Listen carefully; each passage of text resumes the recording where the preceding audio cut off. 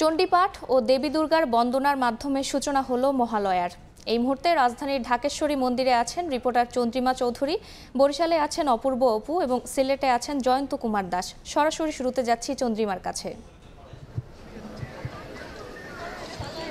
সারা বছর বাঙালির সনাতন ধর্মাবলম্বীরা যে দিনটির অপেক্ষা করে সেই দিন আজ মহালয়া এবং ভোর থেকে কিন্তু মন্দিরে মন্দিরে মহালয়ার আয়োজন শুরু হয়ে গিয়েছে এবং চণ্ডীপাঠ এবং দেবী বন্দনার মাধ্যমে কিন্তু এই দিনটির শুভ লগ্ন শুভক্ষণ শুরু হয়েছে।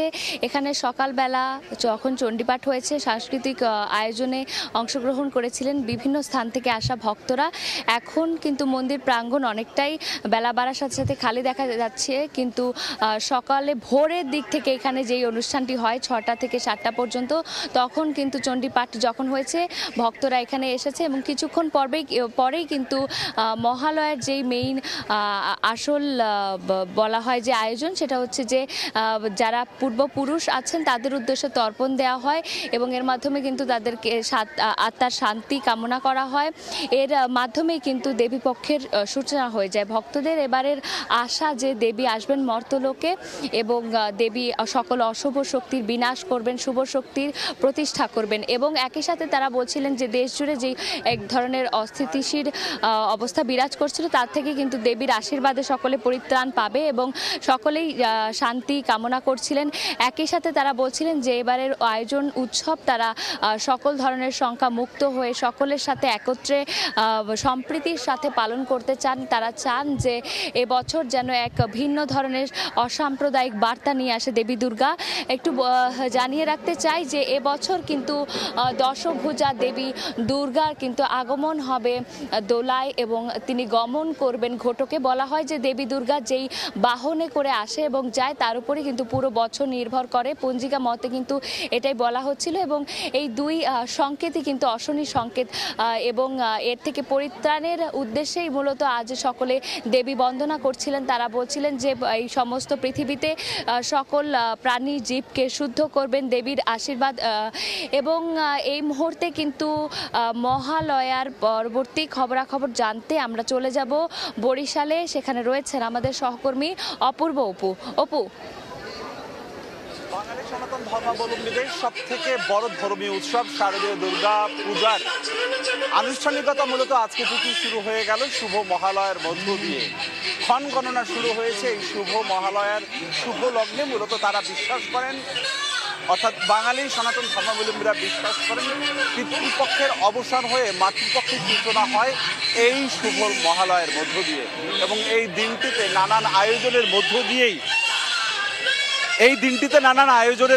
দিয়েই সনাতন ধর্মাবলম্বীরা আজকে দিনটি উদযাপন করছে এবং ঠিক এই মুহূর্তে মহালয়ার অনুষ্ঠান চলছে বরিশাল শহরের। প্রতি বছরের মতনই এবছরও শ্রী শ্রী রাধা গোবিন্দ মন্দিরে এখানে সকাল 6টায় এই অনুষ্ঠান শুরু হয়েছে চণ্ডীপাঠের মধ্য দিয়ে। চণ্ডীপাঠ, আগমনী গান, গীতিনাট্য এই মুহূর্তে চলছে, গীতিনাট্য পর্ব চলছে এবং এই গীতিনাট্যের মধ্য দিয়ে দেবী দুর্গার যে অসুর বধ সেটি আসলে মঞ্চায়ন করা হচ্ছে এবং এখানে কয়েকশো ধর্মাবলম্বীরা রয়েছেন, কয়েকশো হিন্দু ধর্মাবলম্বীদের উপস্থিতিতে, দর্শনার্থীদের উপস্থিতিতে এই অনুষ্ঠানটি হচ্ছে। বেশ উৎসবমুখর পরিবেশের মধ্য দিয়েই এই মহালয়ার শুভ অনুষ্ঠানটি এখানে করা হচ্ছে এবং প্রতি বছরই অগ্রগামী যুব সংঘ নামে একটি সংগঠন, এখানকার শ্রী শ্রী রাধা গোবিন্দ নিবাসের অগ্রগামী যুব সংগঠনটি এই উদ্যোগটি নিয়েছে এবং বিভিন্ন সাংস্কৃতিক কর্মীরা দেবী দুর্গার অসুর বধ এবং রামায়ণের নানান পর্ব এখানে তুলে ধরছেন এবং তারা বলছেন বিশ্ব শান্তি কল্পে এবছর তারা শারদীয় দুর্গা উৎসবের সব ধরনের অনুষ্ঠান তারা করে থাকবেন। বিশেষ করে আজকের দিনটিতে ধর্মীয় যে আনুষ্ঠানিকতা সেটি আমরা দেখেছি বরিশালে কীর্তনখোলা নদী পাড়েও দেখা গেছে। তারা তাদের যারা স্বর্গীয় হয়েছেন, অর্থাৎ যারা চিরবিদায় নিয়েছেন এই পৃথিবী থেকে, তাদের আত্মার শান্তি কামনায় সাত সকালে সূর্য দেবতার কাছে তারা প্রার্থনা করেছেন। নানান ধর্মীয় আনুষ্ঠানিকতা হয়েছে এবং পূজা পার্বণ হয়েছে এবং ঠিক এই মুহূর্তে এখানে প্রচুর দর্শনার্থীরা উপস্থিত রয়েছে। ঠিক এই মুহূর্তে সেই আয়োজনটি কিন্তু এখানে চলছে এবং সকাল 9টা পর্যন্ত এই মহালয়া অনুষ্ঠানটি চলবে এই শহরের সরোডে। আমার কাছে বরিশাল থেকে শুভ মহালয়ার এতটুকু খবর ছিল। আমরা একটু যেতে চাই সিলেটে, রয়েছেন সহকর্মী জয়ন্ত দাস, তার কাছে জানবো সিলেটের আয়োজনের খবর। সনাতন ধর্মাবলম্বীদের সব থেকে বড় ধর্মীয় উৎসব শারদীয় দুর্গা উৎসবের আজ শুভ মহালয়া। আজ দেবী পক্ষের সূচনা হচ্ছে এবং এই মহালয়া উদযাপন করছে সিলেটের ধর্মপ্রাণ যারা সনাতন ধর্মাবলম্বীরা আছে।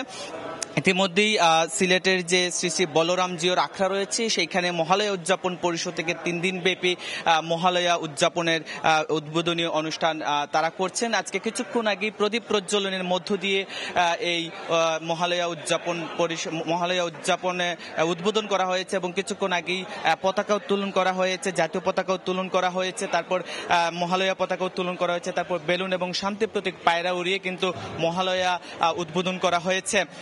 কিছুক্ষণের মধ্যেই এখানে শ্রী শ্রী চণ্ডীপাঠ করা হবে এবং চণ্ডীপাঠের মধ্য দিয়ে কিন্তু দেবী দুর্গাকে আহ্বান করা হয়। এবং আজকে যেহেতু মহালয়া আর মাত্র 6 দিন পরই কিন্তু মহাষষ্ঠী অর্থাৎ 8 অক্টোবর মহাষষ্ঠীর মধ্য দিয়ে শ্রী শ্রী শারদীয় দুর্গা পুজোর আনুষ্ঠানিকতা শুরু হবে। এবং এই মহালয়ার দিন যারা পিতৃপক্ষের শেষ এবং দেবী পক্ষের সূচনা হয় এবং আজকের দিনে সনাতন ধর্মাবলম্বীরা বিশ্বাস করেন পিতৃ পুরুষরা তাদের কাছে আসেন এবং তারা তৃষ্ণার্ত থাকেন, তাদের তর্পণ করা হয়। এবং জানিয়ে রাখতে চাই সিলেট জেলায় 440টি পূজা মণ্ডপে পূজা হবে এবং ইতিমধ্যে সনাতন ধর্মাবলম্বী যে যারা রয়েছে তাদের মধ্যে উৎসব আমেজ বিরাজ করছে, সকল ধরনের প্রস্তুতিও সম্পন্ন। এবং এই মহালয়ার বিষয়টি যদি জানিয়ে রাখতে চাই 3 দিন ব্যাপী মহালয়া উৎসবের আয়োজন করছে মহালয়া উদযাপন পরিষদ। কিছুক্ষণ আগেই উদ্বোধন করা হয়েছে, সেখানে উদ্বোধনী বক্তব্য রেখেছেন বা উদ্বোধন করেছেন শ্রীমৎ স্বামী চন্দ্রনাথানন্দ যে মহারাজ, যিনি রামকৃষ্ণ মিশন আশ্রম সিলেটের অধ্যক্ষ। এছাড়া মহালয়া উদযাপন পরিষদের এই 3 দিন ব্যাপী আরো বিভিন্ন ধরনের আনুষ্ঠানিকতা রয়েছে। আজকে উদ্বোধনের পরপরই রয়েছে শ্রী শ্রী চণ্ডীপাঠ, এরপরই কিন্তু তাদের যে আনুষ্ঠানিকতা রয়েছে সেই আনুষ্ঠানিকতা হচ্ছে। আগামীকাল সারাদিন ব্যাপী কিন্তু সাংস্কৃতিক বিভিন্ন প্রতিযোগিতা রয়েছে, সারাদিন অনেক কিছু রয়েছে এবং 3 দিন ব্যাপী আনুষ্ঠানিকতা থাকবে এবং শারদীয় উৎসব পালন করার জন্য কিন্তু সনাতন ধর্মাবলম্বীরা অপেক্ষা করছে। এই ছিল আমার কাছে সিলেট থেকে মহালয়া উদযাপনের সর্বশেষ। রাজধানীর ঢাকেশ্বরী মন্দির, বরিশাল এবং সিলেট থেকে মহালয়ার খবর জানাচ্ছিলেন সহকর্মীরা।